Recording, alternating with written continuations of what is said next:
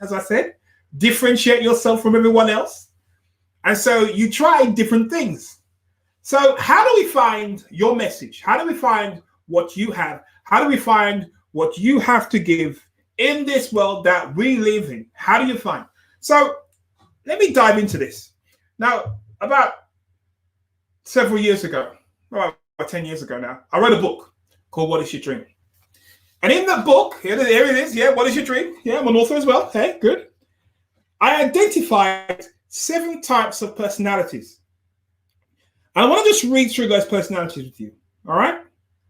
So, number 1, we have the dreamer. Who is the dreamer? The dreamer is the visionary, the person driving the vision of the organization. Number 2, we have the realist.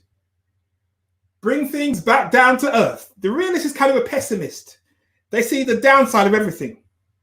Then we have the expert, who has the knowledge needed for key areas. That's number 3. Number 4, we have the achiever. Stretches the team, driven by goals. Number 5, we have I call it the motivator before, but what I meant was the missionary. The missionary and the motivator keeps people on track on purpose.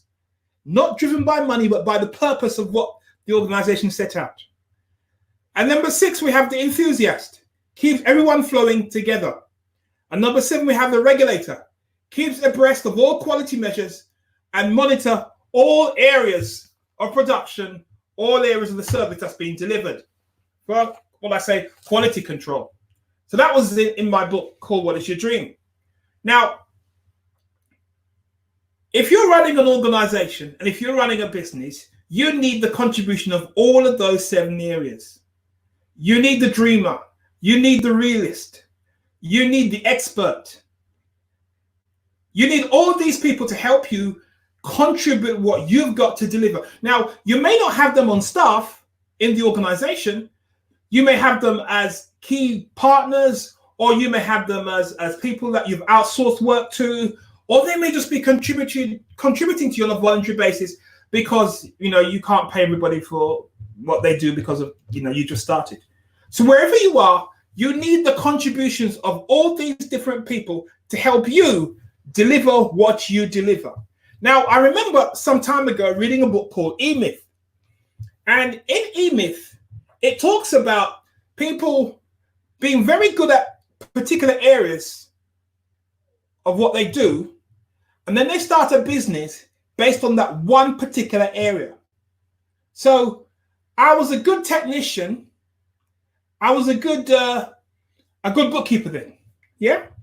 So I started a bookkeeping business. Or I was good at just taking photographs. So I started a photography business. When you do that, it doesn't mean that you'll be great at running the business. You're a technician that was very good at one particular area of what you did as a speciality.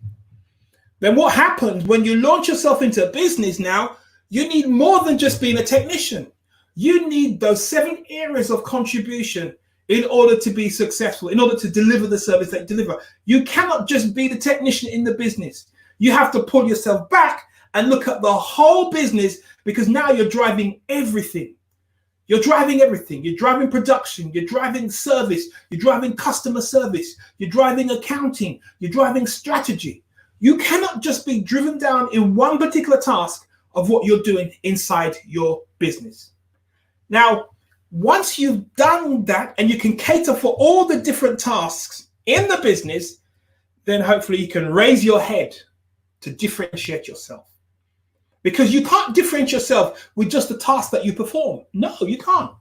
That one task is not going to grow your business or make it very successful.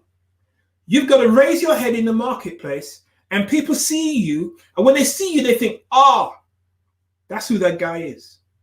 So when you mention Tony Robbins in some areas, people they're just caught up with emotions because he's a great motivator, great speaker, great coach. Guys pay him millions of dollars just to speak to him. Millions of dollars just to speak to him. If you go into the Christian arena, you talk about T.D. Jakes. Everyone knows him. Because in that arena, in that niche, he stands out. He stands out. And so in your niche, how are you going to stand out? How are you going to differentiate yourself from everyone else in the marketplace? How are you going to do that? Now, I have something for you.